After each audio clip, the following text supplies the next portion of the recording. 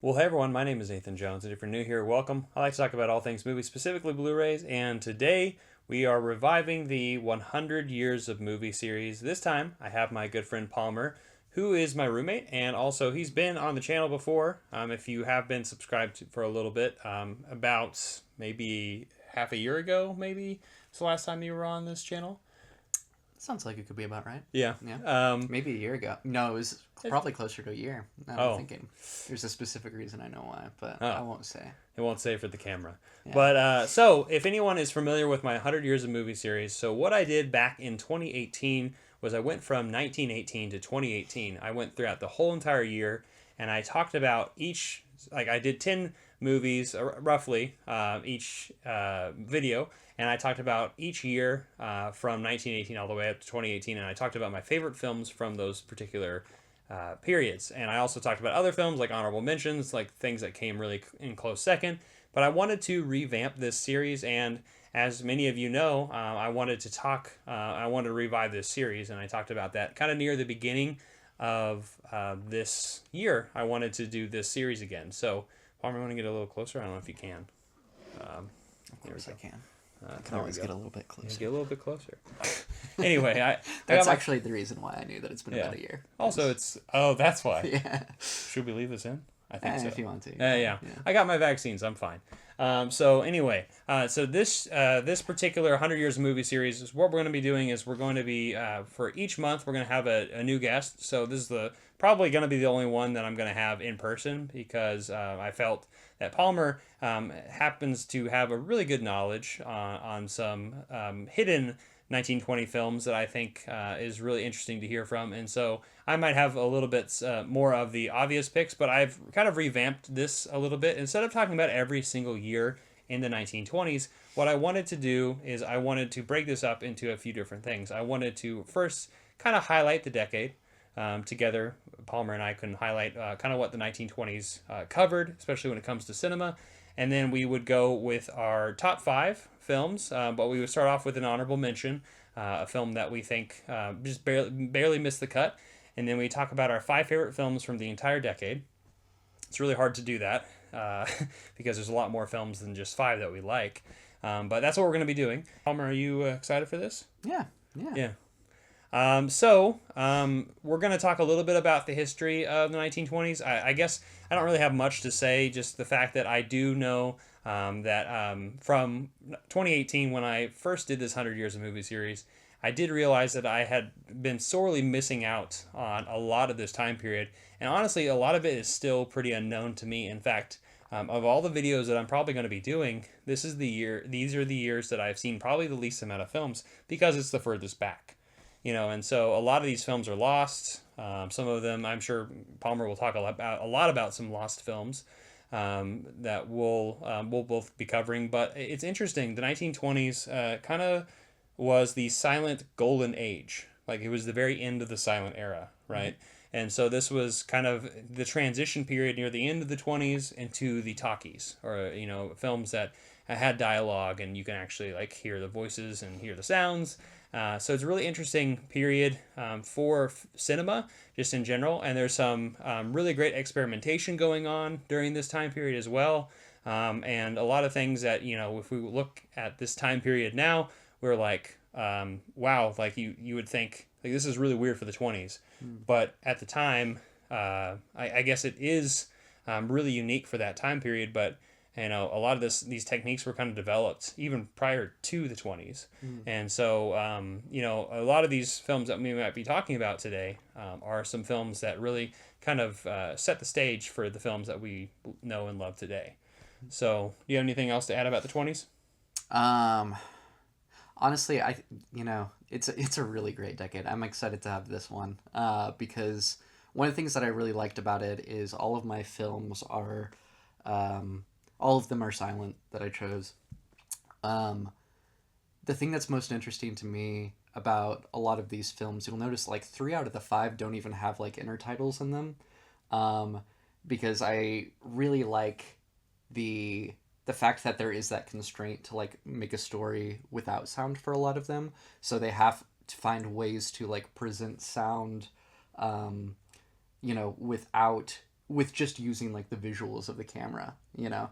And that's kind of a big theme for a lot of my films that I have on the list too, is just the fact that you know, it kind of made people really innovative. I know that I've heard like an argument, and this is admittedly really like oversimplifying a lot, but like that, you know, sound kind of made a lot of directors kind of lazy, which I, you know, like I said, very, you know, it's a bit reductive, but at the same time, I can kind of see the point that's being made. The fact that like a lot of it after that, it kind of seems like sometimes you get the feeling that maybe people are kind of using like the spoken word as like a crutch a little bit. It's like, oh, I can just explain this, so why should I show it?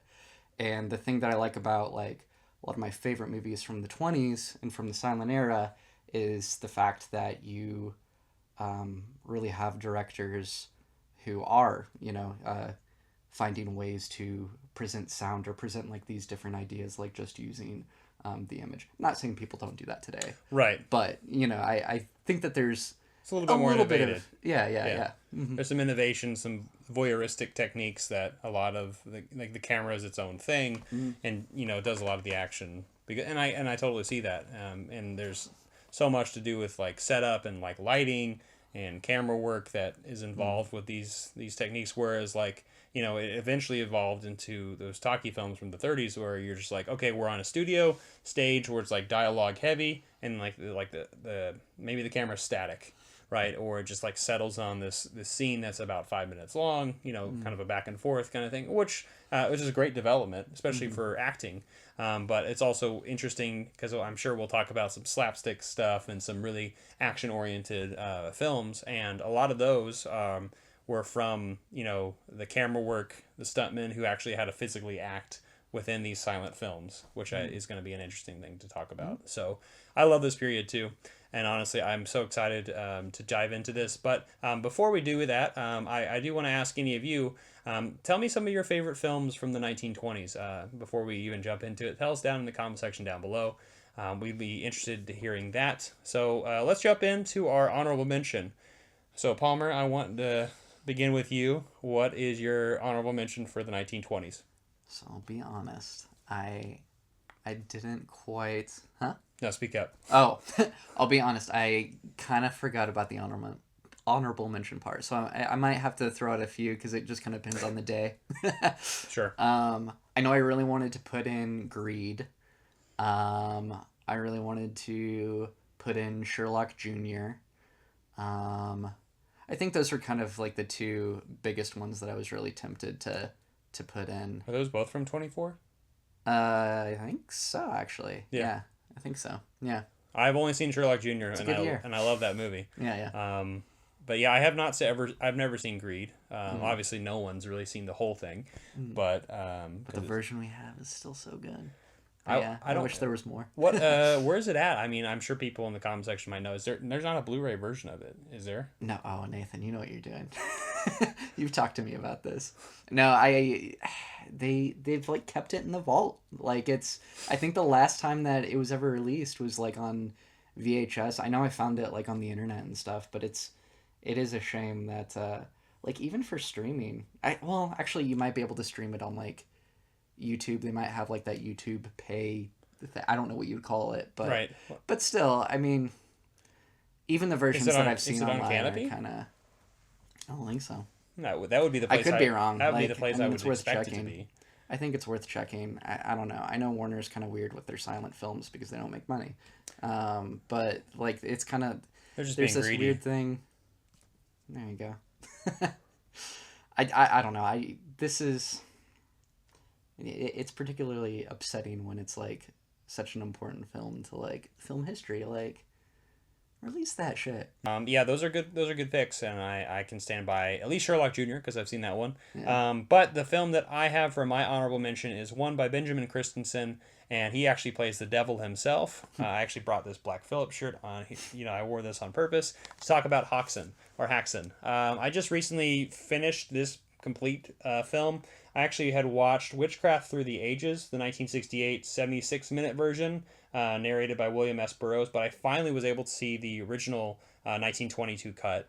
finally. And I really love this. I've always been into the occult, and I think this is really interesting because for the time period, this stuff is a lot. I mean, very taboo, but obviously, we have, as you probably understand, if you are a fan of history, you understand that the 1920s were a little bit more liberal and a little bit more on the open side of things, especially when it comes to stuff like this. And then the 30s, it kind of developed a little bit more conservatively with like the code, the Hayes Code, and just kind of got from there. 40s went a little bit more towards those war films. 50s kind of cut back on the Cold War stuff and became more family values things. But to me, like, it's weird to think about the 20s and like think about that far that far away time period being a little bit more open, surprisingly. But still, I think Hoxton is a really fun film that is like scientific, comedic, horrific, and like artistic at the same time. All those things combined to make this film. And I think this is a really wonderful piece of silent cinema that has some intercut cards with it as well, and really creative piece of work. You've seen Hoxton, right? Mm-hmm. Yeah. What do you think? I actually really like Hoxton. It's been several years since I've seen it, but it is one of those that I do remember when I first saw it. Actually, much like my first pick, I saw this film at the St. Louis International Film Festival, and that was the first time I ever saw it. And I was with my aunt because I was like a really cool high schooler. No, but like honestly, those were really great times because I used to go every year with her, and I think I was in high school when I saw that one. But I remember I think it might have even been one of the first silent films I ever saw, and I was just like, whoa, that wasn't boring at all. Yeah. Because I remember, because if I was as young as I think I was, then it probably would have been during that time where I was kind of like, I want to broaden my horizons, but at the same time, like, especially at a film festival when you've been watching movies all day, it was kind of like, do I really want to watch this? Yeah. But yeah, no, I remember they gave us like little cards ranked 1 to 5, and you would like rate it, which I know is funny because I don't really like rating systems, right? Yeah. But like I do remember giving this one a 5. Okay. So well, the devil would approve, and he would also go, because he does that a lot. He does that a lot in this film. I think that's hilarious. I just remembered that actually. Yeah, he just does that all the time. Yeah. Like every scene he's in, he's just like sticking his tongue out, which I think is hilarious. But anyway, good movie. This is my honorable mention. So now we're actually going to get into our top 5. We're going to go in numerical order from when the years came out. So Palmer, we'll start off with you. What's your first film? So the first film that I have is also from, not from, that I also saw at the St. Louis Film Festival, was Within Our Gates. And it's by Oscar Micheaux. It's from 1920. The reason I really think that this is just kind of one of those films that, like, every film studies major should like watch this film. I think it's really interesting. It's the first film, the oldest surviving film, directed by an African American.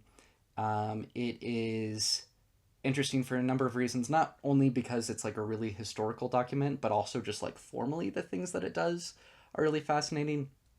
I'll get into that a little bit more, but it's a really powerful, I think, political document. Like, I know a lot of people have spoken of it, or read it essentially as like a response to D.W. Griffith's Birth of a Nation, which in itself is really interesting just because,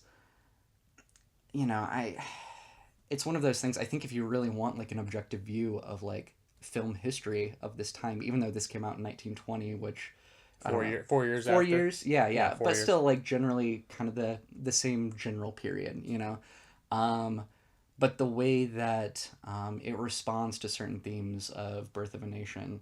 I actually know that at the screening that I saw at the film festival all those years ago, I know that they had a speaker who actually mentioned like certain specific shots that were supposed to, or that some people had like made a reference to as I mean, I can't really say what the intention was, but at least like really possibly purposeful Like responses, parallels to okay. it.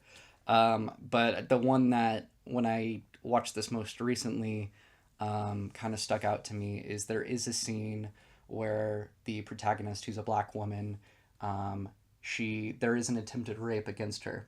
Now, Birth of a Nation obviously has like this very ugly trope of a black man raping a white woman. You know what I mean? So to see something from this time responding to that, especially since so often, like when people talk about Birth of a Nation, I feel like it's just this really surface level, like, oh, well, it was the time. Well, then let's also try to find out like different perspectives from that time. You know what I mean? So it'd be And a really, good double feature, like to like kind of understand the cultural context of like there's this movie that had a lot of groundbreaking things when it comes to like filmmaking with a lot of these tropes, like you said, and then like this is like a response that's really not talked about. yeah.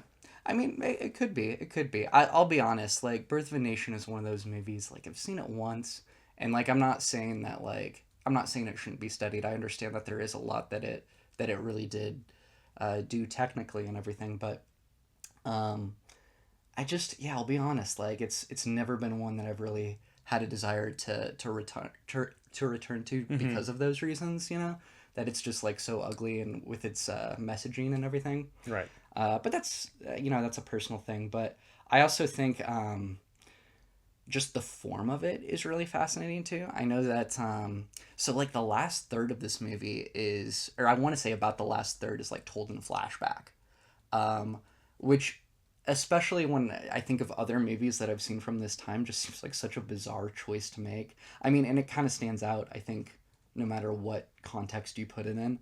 But I think that, and that's another thing that I think you'll kind of see on my list, even though there are parts of the movie that like technically can be a little bit clumsy, and like a little awkward in some of the editing choices that they make. And I think you could even say that in terms of the this choice to have like the last third of it be in flashback and everything. But the fact that you just see someone like experimenting, and I know that in trying something different, that's something that for me a lot of times, even if it doesn't always like completely work, I still like to see people try something new.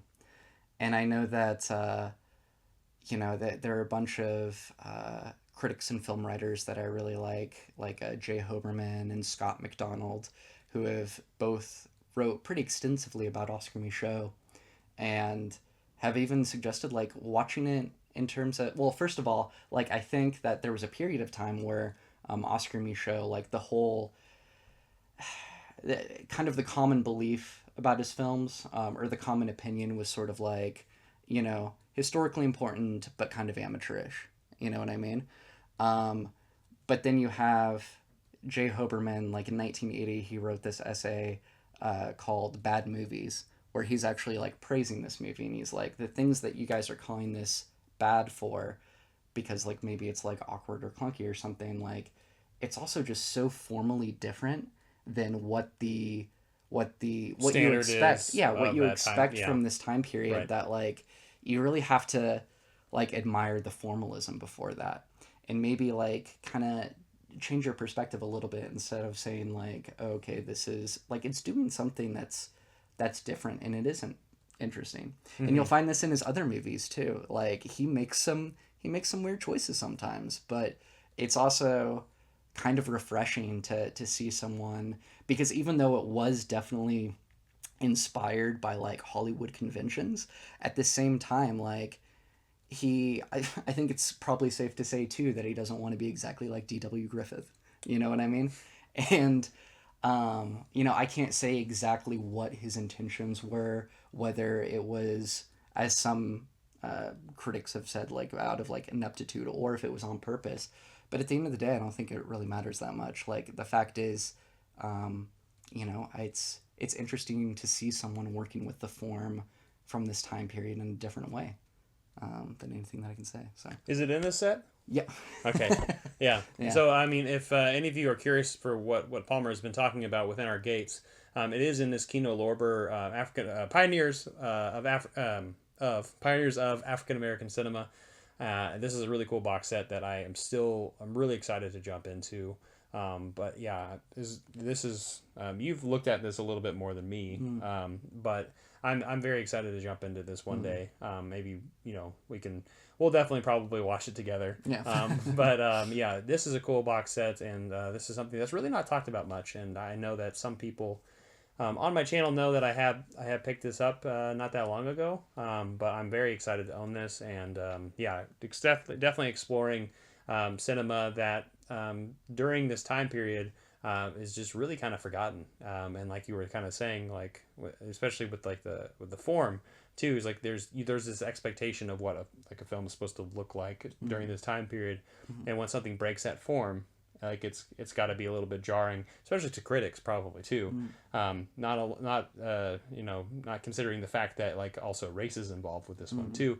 Whereas like this is like there's another level of criticism that's happening that you can't see because like they're kind of comparing it to the other the standard of like the dominant media that exists. So I'm excited to watch these movies. So, yeah.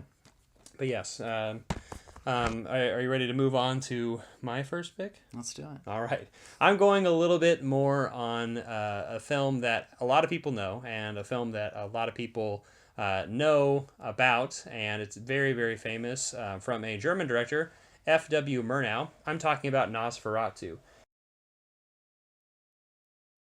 And Nosferatu is from 1922, and this is pretty much Bram Stoker's Dracula, just taken from the form and ripped and like put into this German film that was kind of torn to shreds for a while, and like a lot of the prints kind of like got like banned and were like, hey, you gotta like burn these copies. But luckily it was all out all over the place in different countries, and we were able to get and save this film, thank goodness, because it's just, I mean, Max Shrek is like one of the scariest looking vampires you'll ever see. I mean, he's like right there. But yeah, this is just a fantastic silent film from so many levels. Obviously, I just mentioned the acting, but also and Count Orlok, who is Max Schreck's character. But there also is like there's changing there's changing of the story a little bit. So you have some different elements going on. It's not really Dracula per se.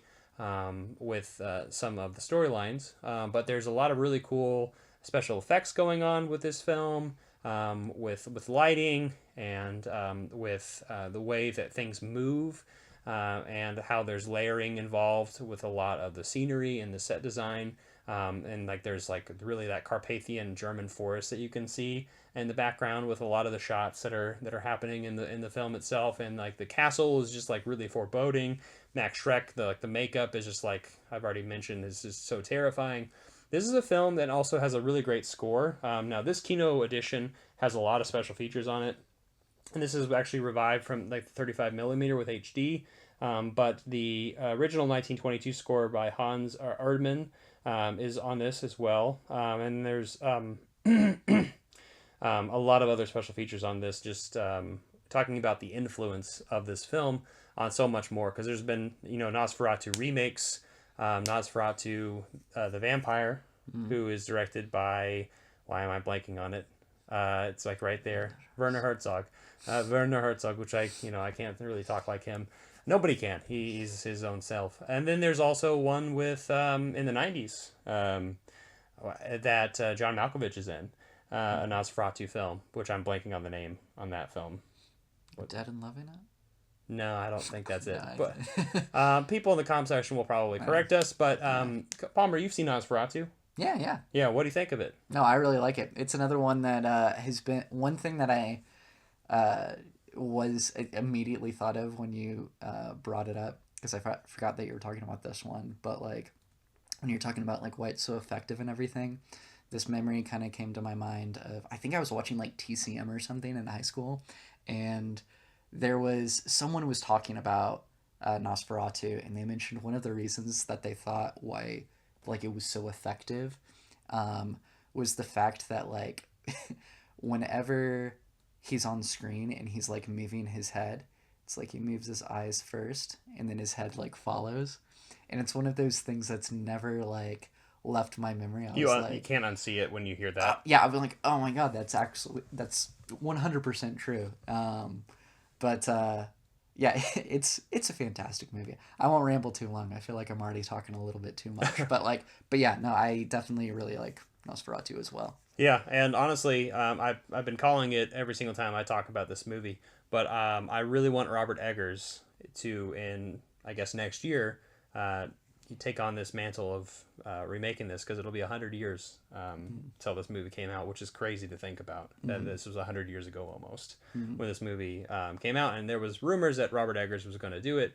And as you can know, I'm a huge fan of him, and I think he would be a perfect director to kind of tackle something like this. I actually think this would be really good in his resume. But yeah, that's my first pick. All right, so now moving from Nosferatu, what is your second pick? Well, I'm kind of liking how I mean, I know it's only our first two picks, or I guess your my second pick, but I like the way that Nosferatu lines up with this one, because it's also Directed by Murnau. F.W. Murnau, yeah. The Last Laugh. This is one of those films that is interesting to me for a few reasons. First, I'll just start by explaining what it's about. There's this hotel porter who just like loves his job. He has like this nice uniform and everything. But then he's getting older. He can't quite accomplish some of the tasks that a porter needs to have. He can't really lift some of the heavier baggage for people. So basically he gets demoted to a washroom attendant, has to get rid of his uniform. And a lot of the movie is him dealing with that, like kind of his fall from stature. And there's a lot of reasons why I really like this movie, but one of them, for just kind of talking about the history, it's 1924. Germany, things weren't that great for him after World War One. Inflation was going just through the roof because of all the printing of the money that doesn't yeah. Yeah. And all the war reparations and everything. So I think that this is really kind of a film that kind of speaks to a lot of the anxiety that was surrounded by that. And it's really kind of a film that is really kind of empathizing with the working class. And beyond like just the historical, well, I guess this is historical. Well, the way that he actually uses the camera to express that. I should also note that this is like the first of my 3 films that doesn't have any intertitles, or it might have like 1 or 2, but like it's mostly action. Yes, 100%. And in order to basically express like what this man is going through, a lot of times they do use the camera specifically to show that. That's kind of the philosophy for it, and it's interesting to see like basically like theory coming into practice with this movie. Because that was what Murnau was going for. Like, he's like, the reason I'm not choosing to have intertitles is because I want to show what this film is about through the actual, like, the cinematic image. And he does that really well. One way that you really feel for the main character, when he's reading through the letter, yeah, that's basically telling him, hey, like, you're out. You actually see the camera like get blurry, and then you can put as an audience member, you can put 2 and 2 together. It's like, oh, because he's like about to cry, and additionally, one of the things that the film is really known for is Carl Freund, the cinematographer. I might not be pronouncing that right, which is the first name of many that I will probably get wrong, but the cinematographer, he it's known for introducing a lot of unchained camera techniques. So basically making it so that the camera isn't static but moves. So like pan shots and crane shots. And there are a bunch that are just really interesting. The reason that I have it on this list isn't because it was the first, but just because they like knocked it out of the park the first time. And like it's really one of those films where it's like, oh my god, I can only imagine what it would be like to see this in 1924. Um, but yeah, like I said in the very beginning, ways of like expressing sound, for example, like one of these shots, you have people kind of yelling from the balconies of their tenement buildings, and it starts out like a close zoom of like a person's face or their mouth, and like as they're shouting something, it zooms out, so it's like the camera is traveling With the sound. with the sound. Yeah. Yeah, yeah. Or one of my favorite shots in it again is you've got our main character. You know, he's feeling depressed and he gets drunk, and the way that they show this is he's like stationary. So clearly, like he's stationary with the camera. Let's put it that way. But it's clearly moving around where the background is just kind of going in circles. Yes, you know what I around mean? him where it's just Yeah, and it's like so if you're gonna the dizzy kind of effect. right. Yeah. So it's like if you're gonna create this film where you're like moving the camera, it's like they had a reason to do it. You know that they were like really trying to find like why should we, um, you know, basically like why should we actually put this out here, because they wanted to push it forward, or they wanted to push the medium forward. Right. You know what I mean? Yeah, this is like, I watched this for the first time with him. Actually, I have the Blu-ray copy because they just recently, I think, got upgraded to Blu-ray, and it's behind me on my shelf. But I had such a good time with this movie because it's just so energetic. It's so emotive. It's like you've been saying, the camera is its own, just like the technique of cutting out the titles, and then also just the acting on screen, and then just like the full range of what we were already kind of talking about with everything kind of going on with this downfall of this man who had this, he had his ego just knocked down a peg because he lost his job, and he was starting to feel that, and people were just kind of throwing him to the side, and you can really see that with all of the actions that are going on in the movie. And it's just one of those films that I'm like, this is weird to say this because it's kind of counter to I feel like the emotion of the film, but to me, watching this movie, it's almost feel good like. And I don't know how to describe that because it is a film that is political in a way, with the historical context going on, but also with kind of the downfall of this guy who's losing his job and stuff. But I think it's because of those camera techniques, and it's so emotive with that, that for me it's just like I'm happy watching it, if that makes sense. And so like I just get really involved with what's going on in the film, like it's because it has so much energy to it that like I'm happy watching this movie, even though like the message might not really match up with that. At least that's my particular interpretation when I watch the movie. But I had a really good time watching it, and I can see why this would be on your list. So yeah, I love it. Somebody's gonna have to have the last laugh. Anyway, let's actually move on to 1925. This is directed and starring somebody who is pretty famous. He's the Tramp. His Charlie Chaplin from 1925. This is Gold Rush. And a lot of people know that this is actually my favorite Charlie Chaplin film. I know there's a lot of different stages and eras of Charlie Chaplin, but this is like, kind of the golden, Gold Rush, kind of the golden years of like when the Tramp character was kind of like taking off and like was really a big deal. Because like in the late, 1900s, in the tens, he had developed this character really, and it's kind of gotten to the big screen with the kid and, all these different films prior to this. But the Gold Rush, this is actually, there's two versions on this particular film, from 1925 and 1942, which he supervised, recutting it and editing it into a shorter version. But I really love this movie. It has all the elements that I want from a Charlie Chaplin film. Obviously, the Tramp, always down on his luck and always getting involved in these really bizarre scenarios. But he's going up to Alaska to a gold mining town, because there's like talk of gold there.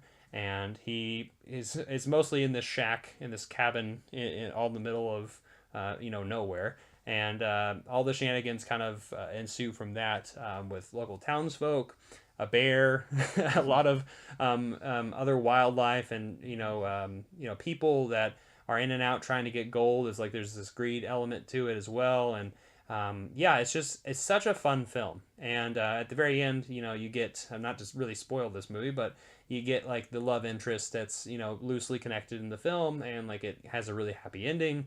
But yeah, I don't know. It's one of these films that like I watched this. I think this was like my third or fourth Charlie Chaplin film that I watched, and this is the one that like just it filled all the right spots for me. For a film that I think is just like near and dear to how I view Charlie Chaplin film. If I want to watch a Charlie Chaplin film, yes, I could go the Great Dictator route. I could go The Kid, or I could go the route Monsieur Verdot. I could go that route. I could go all these different ways, but for me, I want to watch a film that kind of has like a lot of fun slapstick elements, a nice little love story involved with it too, and a lot of really great action scenes and set design and things that are really really great, kind of going into this very action oriented film. Kind of going back to The Last Laugh, which we just were mentioning, in a very different take, in a different way.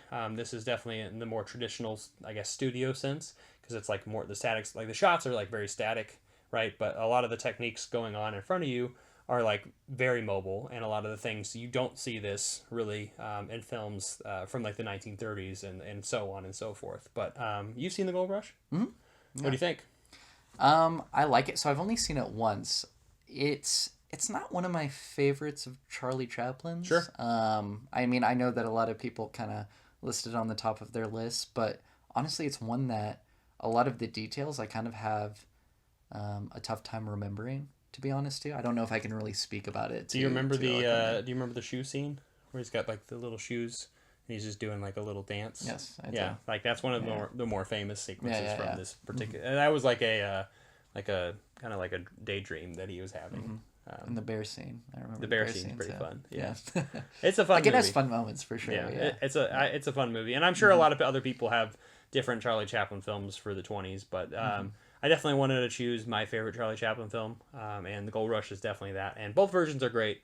And the 1942 version has like a voiceover by Charlie Chaplin, where he's kind of narrating like the beginning, and then like it's kind of upgraded a little bit, and obviously cut down to a 72-minute version instead of the 88-minute version that's in the original film. But I've seen both, and I like them both. So, yeah, Gold Rush is my second pick. But what about your third?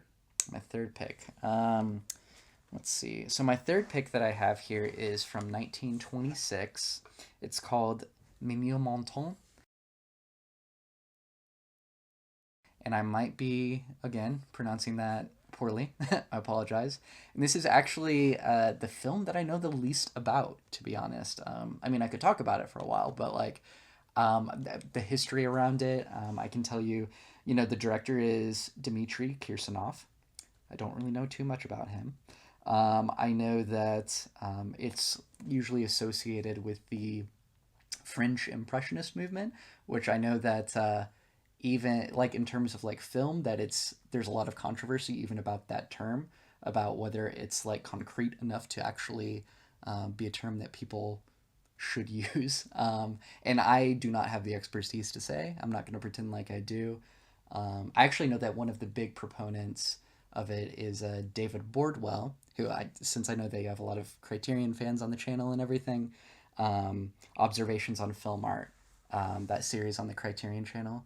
Have you ever watched it? I've seen a few of them. It's so good. Have you seen the one? And actually, his wife is also like Kristen Thompson. Is that her name? I think that's her name. She's also just like a wealth of information. There's one on like, since I know you really like Fritz Lang, The Sound on M. But we can cut all this out. I know I'm rambling. No, you're good. I'm you're rambling. Good. I'm rambling. We'll talk about M in the 30s. Hey, yeah, it's a great movie. But yeah, no, it's I know that Pauline Kael actually picked it as like her favorite movie of all time, which is great because I feel like people would listen to her way before they're going to listen to me, as they should. But I found this movie there was like a Kino DVD set of like, the great avant-garde films of like the 1920s and 30s, and this one, it just stuck with me. I think a big reason why, and it's not that long. You can actually find it on like on the internet. You can find it on YouTube and probably some other sites, I'm guessing. But unfortunately, I haven't seen one in the best resolution and everything. But even so, I think it's just incredible. Also has no intertitles. It's only about 40 minutes long, but it actually starts out with there are these two girls and they their parents are murdered, and there's kind of this really like quickly edited scene in the very beginning that again is just kind of one of those scenes where it's like, whoa, this was made in like 1926. And then it goes off, or then it goes into the future. The girls grow up, you know, they're women living in a tenement building together. One of them falls in love with this man, and then he kind of brings them apart in a certain way. Things develop, things happen. I won't get too in depth with it because it's 40 minutes. Yeah, and it's 40 minutes. It's 40 minutes. You guys should just watch it for yourself and see how you like it. But the reason that I have this one on my list really is because it's another one of those films that I just think uses the camera and also the editing in like such interesting ways, to the point where it just really stayed with me for a long time. It has a pretty simple story, you know, for the most part. And the way that that's kind of balanced out with like telling such a simple story with such creative cinematic techniques to me is super interesting. Some of these shots that really stick with me, you know, like there's this one shot in particular where you have one of the main characters, one of the daughters, she's looking in one direction, and then superimposed on top of that there's like this double exposure shot of like the other sister looking the other way.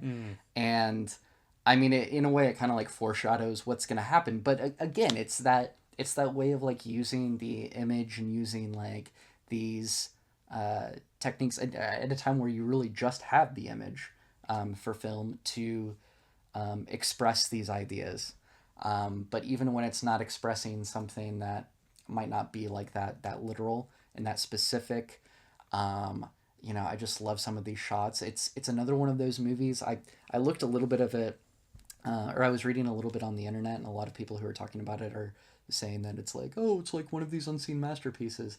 I was kind of expecting, which I agree with, but like I was expecting to see like maybe a little bit of criticism on like some of the shots because the framing's kind of weird on a lot of them.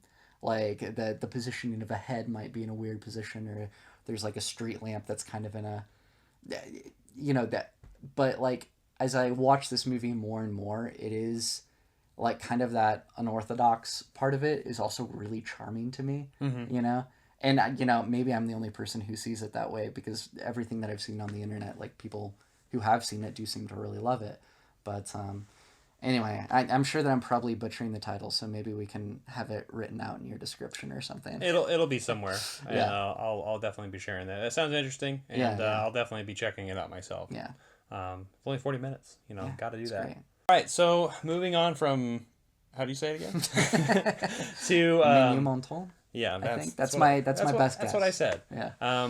We're going back slapstick, and I decided to probably pick probably the best stuntman, just probably in general, if you will, for this time period.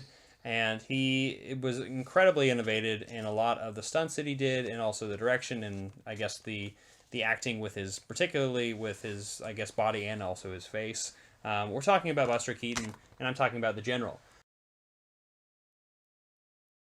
from 1926. And this is probably the most famous film that Buster Keaton is probably kind of said to be in. But yeah, I have seen quite a few Buster Keaton films. I like The Cameraman. I love College, and actually all the stuff right there. There's some Western films that he did there, kind of some of his earlier works. But The General is probably one of the more famous ones, and a lot to do with trains. Buster Keaton loves trains. Who doesn't? I mean, who doesn't really?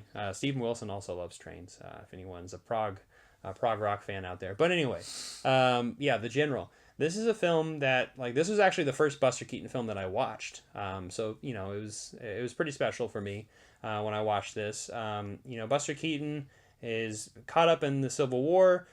He is on the Confederate side, I believe, and during this time period. But he's like, he doesn't want to be a part of a war. He just kind of like happens to be in a unit, and just kind of, you know, hilarity and craziness kind of ensues when both sides are fighting each other, and he's just kind of like trying to escape all the action, but the action always comes to him with this film. And yeah, it's one of those films that I can't speak too much on it on the political sense, because I know Buster Keaton kind of had a Southern sensibility during this time period. But I do want to say, like, I do want to comment a lot on, like I said, you know, how a lot of the filmmaking aspects and a lot of the acting involved, particularly with the you know, his work, is just incredible. And it's just kind of like hard to watch now, because it's like almost like you get anxious watching the things happening to him. You're like, oh my god, is that about to happen? And then it does, and then you realize that a lot of this stuff he actually went through, and like kind of you know, through a lot of the variety of camera techniques too. Just really innovative in a lot of the ways that, like, you know, you can use you know, silent films to really kind of get creative with what's going on, you know, with the setting and with the body particularly. And that's the reason I like this film so much. And yeah, there's just a lot of really great scenes in this film, mostly involving trains, that I really just really love. And yeah, it's one of those films that I need to return to soon, because it's been a long time since I've seen it. But have you seen The General? Mm-hmm. Yeah. No, I really enjoy The General.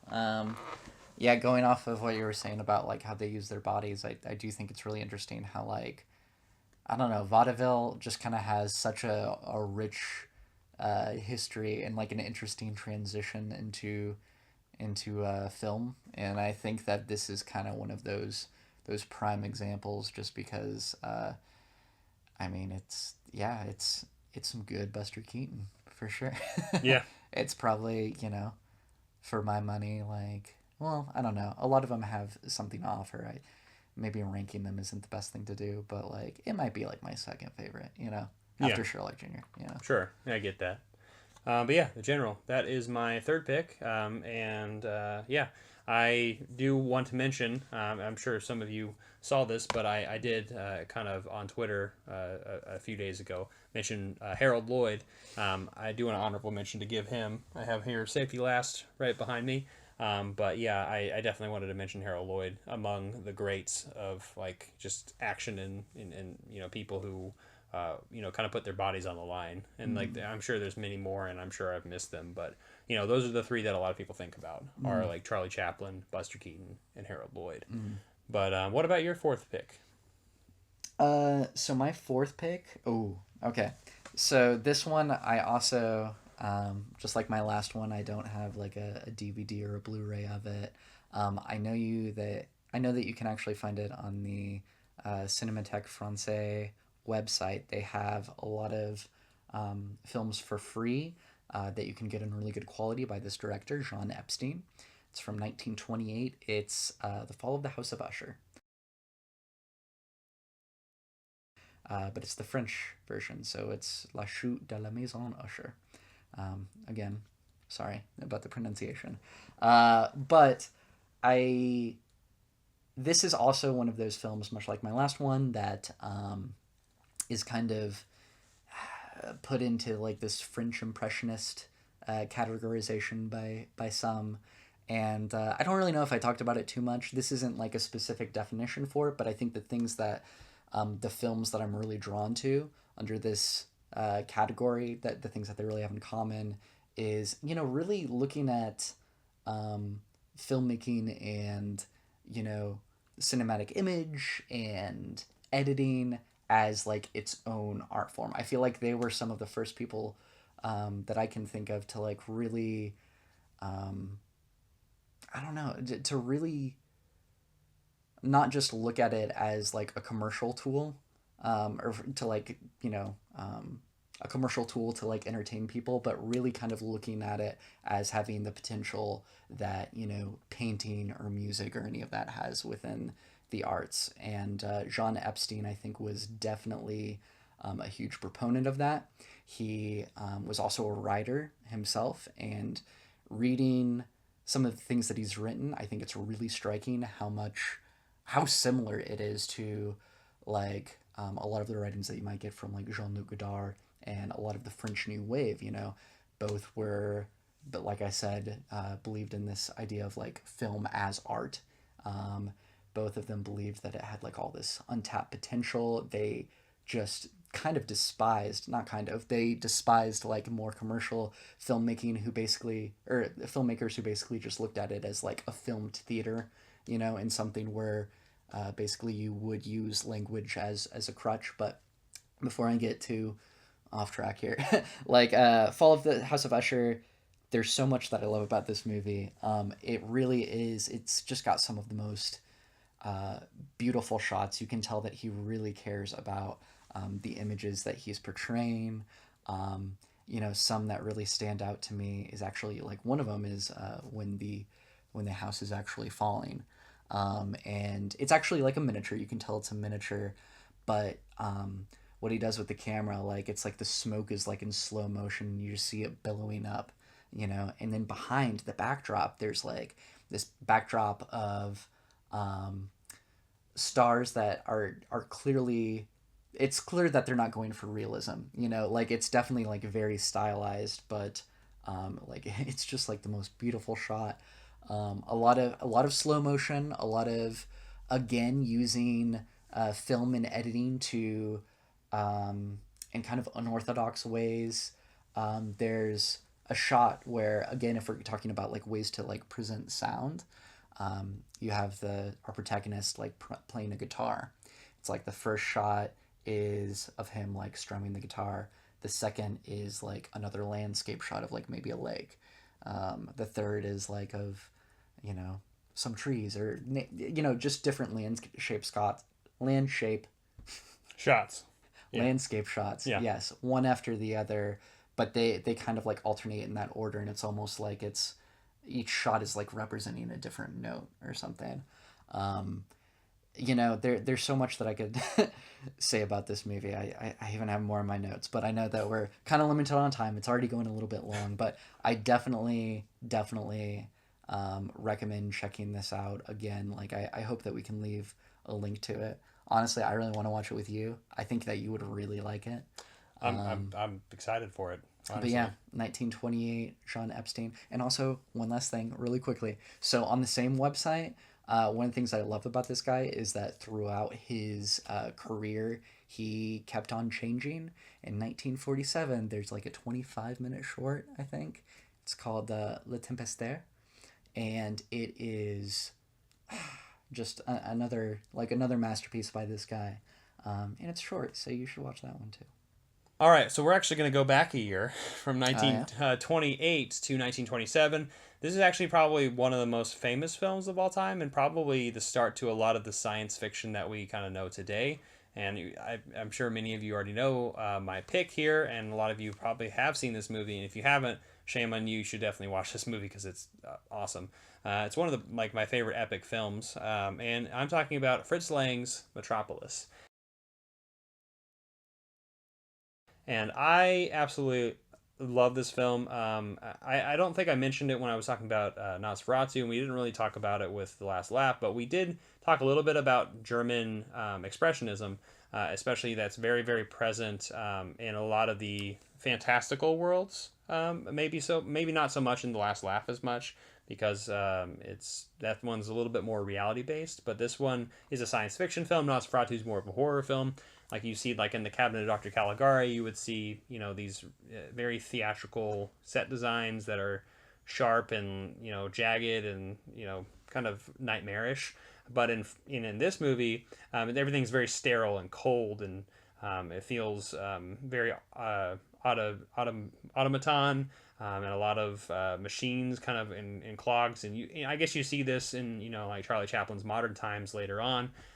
He utilized a lot of that kind of techniques. But industry was really huge during this time period because, in the early 20th century, a lot of things were changing industry wise, and so there was also a lot of fears going on, and like a lot of kind of predictions about what the future will look like, and like what cities will do, and like what the cityscapes will look like. And this movie just captures that. It's like an early Orwell, George Orwell's 1984. That's what you can kind of conjure that stuff prior to that, because I'm pretty sure Orwell wrote that after this, obviously, but. Yeah, this is a film that is just got so much going for it in the direction, in the art style, in like the grandiosity, and the scope of everything. There's so much going on. There's this really crazy mad scientist story. It's very much like the precursor to Blade Runner, and a lot of the science fiction where like there's a lot of Frankenstein elements to it as well, and there's just like it's I don't know, it's I feel like I'm ranting right now, but Metropolis is just one of those films that is just like it blew me away when the first time I watched it. And this particular film has extra 25 minutes that's incorporated that they discovered with the 1927 score. So this film is actually 148 minutes, so it is one of the longer ones, but it definitely feels like it's well worth watching the entire thing. And side note, before I ask Palmer about it, there is a band that I really like called the Cult of Luna. And Cult of Luna was inspired a few years back, maybe like in the early 2000s, maybe 2011, I think, when they put out their album Vertical. And actually that was one of the inspirations for me to watch this movie, is because those band members, they made an album that it was a lot of inspiration came from this film. And so I was very interested in that, and I definitely wanted to check out this film because of it. And so and I love that album too. It's a post metal band. Yeah, if you've not listened to Cult of Luna and you like metal, definitely give them a listen. I know Palmer's listened to them, and he thought it was pretty interesting. Yeah, no, I liked it. Yeah, I enjoyed it. Metropolis. Yeah, I actually saw something that you were listening to where it was Metropolis synced to that Cult album. of Luna. Yeah. It was pretty cool. I liked it. But yeah, no, I really like it too. You're not ranting, don't worry. I could talk about movies all day. Although it is getting late and I just had a 12-hour shift, so maybe I should watch my words. But yeah, no, I think that this is actually one that Beck and I were fortunate enough to get to see at Alamo Draft House. Ooh. They had a specialty screening, and I think that was near the beginning of our relationship. That was a really good time. Yeah, no, I love this movie. If you kind of like this kind of Fritz Lang style, like fantasy science fiction, I know that like people are probably going to attack me for using those in the same sentence, but like, yeah. But Siegfried is also a really good one. And actually, I know I don't really get Blu-rays or DVDs as much as you do, but like that's a Eureka Masters of Cinema that I've actually had my eye on for a while, because it's another great like just epic fantasy, but yeah, no, Metropolis is great. Yeah, certainly watch this movie. I mean, it started a lot of the science fiction that we know today, and it's just so influential, and it's got a really great score. I know I didn't mention that. Gottfried Huppertz, maybe. I don't know if I'm saying that right, but yeah, check out Metropolis. That is my fourth pick, but what about your final? Okay, so my final pick is one of my favorite movies of all time. Although, to be honest, like all of these films that I've mentioned, I kind of consider in like the same caliber and everything. But, it's one that I'm sure a lot of people are really familiar with. Man with a Movie Camera. Ziga Vertov, 1929. The reason that I love this... Oh, there you go. Doing my job for me. The reason that I love this movie... there are a lot of reasons why I love it. It's kind of an interesting document of like Soviet life during this time period. It's kind of has this documentary format. But I'm also just like a big sucker for like a lot of like Soviet films from this time period. What I think is really interesting about this one is it just really seems like an argument for what cinema can do. Like it has every trick in the book. You've got like, you know, some shots that are filmed sped up or in slow motion or reverse, or you've got like, um, really interesting Layers. cutting in it. Cutting in it. Yeah. You've got stop motion. Like this film, it's basically just like, hey, here's our like trick of bags. We're gonna show you how to use it, but it's not necessarily doing that just to show off. It's doing it to really kind of show like what film can do. Um, Another reason that I'm really fascinated by it is, like I mentioned, I really like a lot of Soviet filmmakers from this time period. But then when you compare it to like um, Eisenstein, for example, like whenever he edited his films, there's definitely kind of like this one-to-one relationship of like, oh, we're gonna put three shots of like stone statues of a lion standing up, and that will express the point that like, oh, he just heard this explosion that you saw beforehand. You know Mm-hmm. what I mean? Like it's very obvious. Not to say that it's not awesome.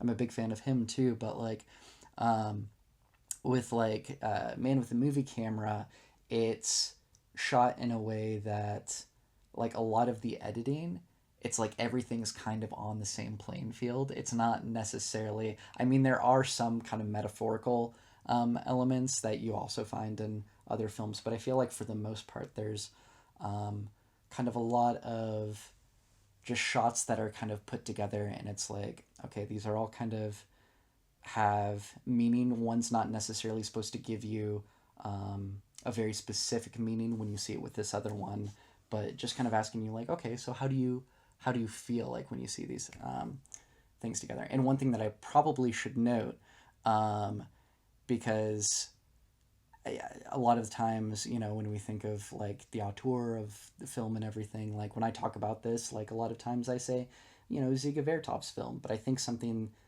that should really be noted is the fact that like since the editing um, is so like just kind of profound to me, his wife was actually the editor, but a lot of times that it was kind of considered um, a job that was appropriate for women at the time, and the auteur label wasn't really attached to them. So I should note that Elizaveta Svilovia, and I'm almost positive I'm mispronouncing that name, which I mean I think kind of illustrates a few points. Number one, I'm awful at pronunciation, especially after a few drinks. Um, but also just the fact that like she's not the name that we attach to this. But I really feel like when I look at this film, like it was such a collaborative effort, and I think I think that point is very clear when you consider how much is done with the editing of this film. Um, I guess I won't want to be too I won't be too long with this, but I will say kind of a last point that I really like about this is just when you think about like Soviet constructivism, which is just such a fascinating movement to me. But one of the reasons that I'm so interested in it is because a lot of the objectives of it are like precision and national propaganda, and it's very much about like what's good for the nation, and it's much more about the point that I'm making is it's much more about the collective than self-expression. But when you watch a film like this, um, and especially like earlier when I was comparing this film to like the editing in Eisenstein, which is much more metaphorical, it's like you can see so much like self-expression in such a specific like idea within those constraints, that is one of the things that's so interesting to the movement for me. The fact that it is about this collectivism, and yet the artists, like, it's you can easily tell the difference between um, a film that has been credited to Ziga Vertov versus one that's been credited to Eisenstein. And yeah, it just has the mark of a true artist. I love it. But I watched this for the first time not that long ago, and yeah, it's everything you just said, and I mean, I can't really add too much of it, but I had a great time just kind of seeing all that, you know, I guess experimentation mix. All right, so yes, I definitely want to watch that film, and also I think there's a lot of political and technique aspects that we could talk about with that, and I think that that definitely warrants like a longer discussion.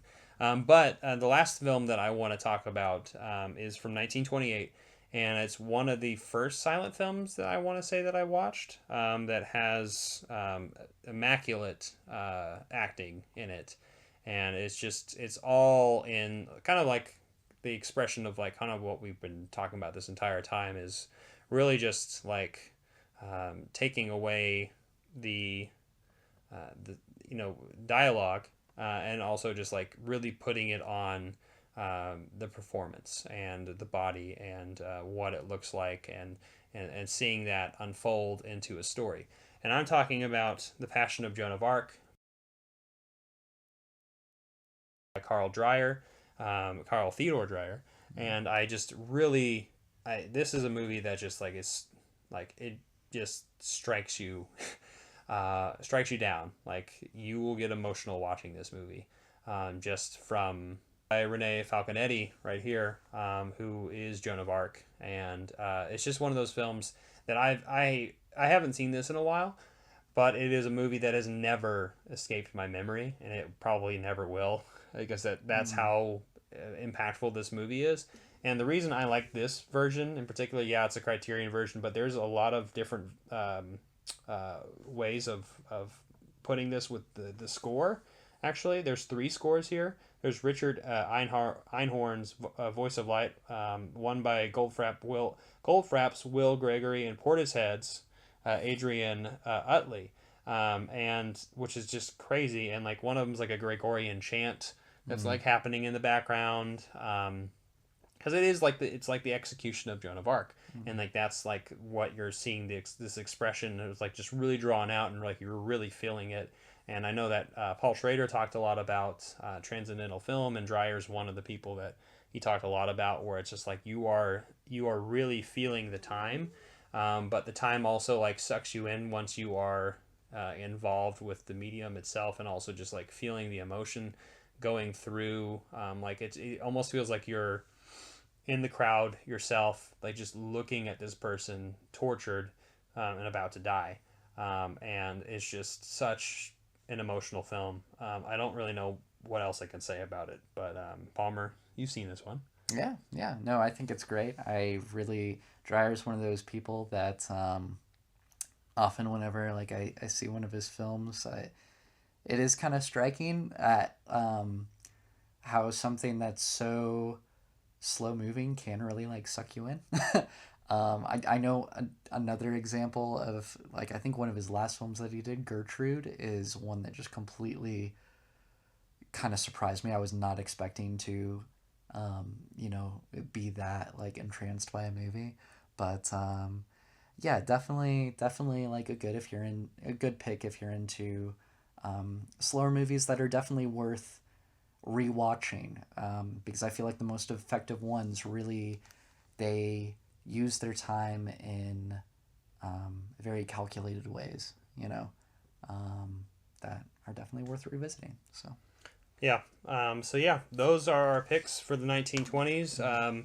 I know we missed out a lot, and there's a lot that we didn't talk about. But I'm definitely interested in hearing your picks or what you thought our choices were.